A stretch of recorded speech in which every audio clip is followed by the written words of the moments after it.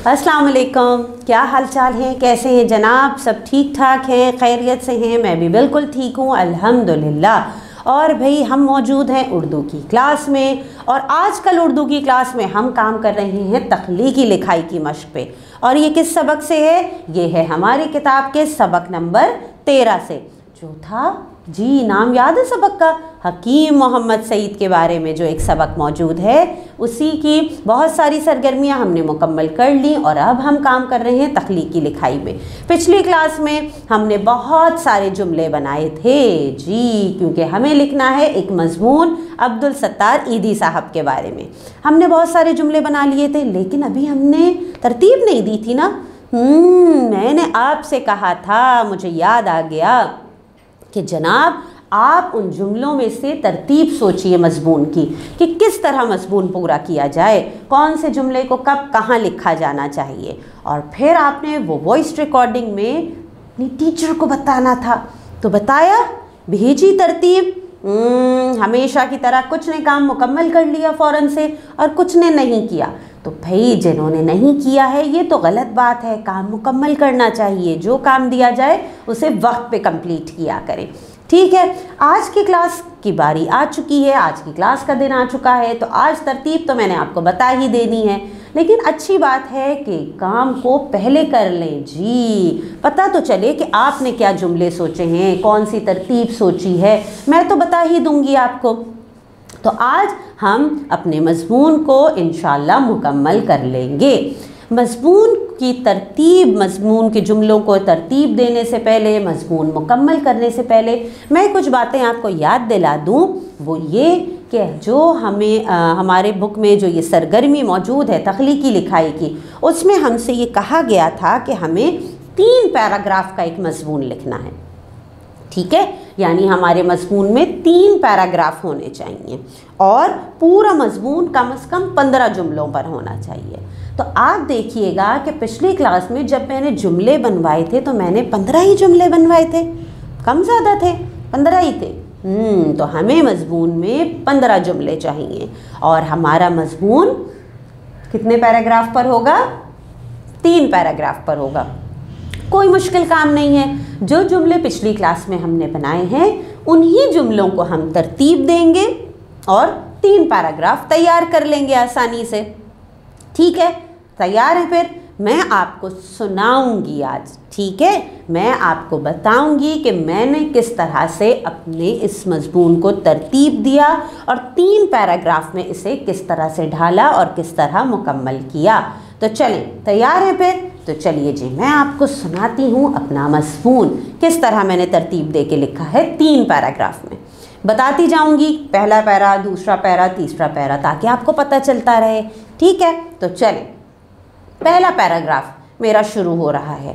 मेरे मजमून का नाम अब्दुल सत्तार ईदी भी हो सकता है, इंसानियत भी हो सकता है, और हम सब के लिए, इंसानों के लिए मशअले राह का भी नाम हम दे सकते हैं अपने मजमून को। तो आपके जहन में जो अच्छा सा नाम आता है वो आप अपने मजमून को दे सकते हैं। ठीक, तो चलें, मैंने शुरू किया अपना मजमून कुछ इस तरह। मेरा पहला पैराग्राफ शुरू हो रहा है। अब्दुल सत्तार ईदी 1928 में भारत में पैदा हुए। आपके वालिद कपड़े के ताजिर थे और मुतवस्सत तबके से ताल्लुक़ रखते थे। जब आपकी माँ, आपकी वालदा आपको स्कूल जाते वक्त पैसे देती थीं तो वो 1 पैसा खर्च करते और 1 पैसे से किसी की मदद करते थे। छोटी उम्र में ही उन्होंने दूसरों की मदद करना सीख लिया था। आप 11 साल के थे कि आपकी वालदा को फॉलेज हो गया।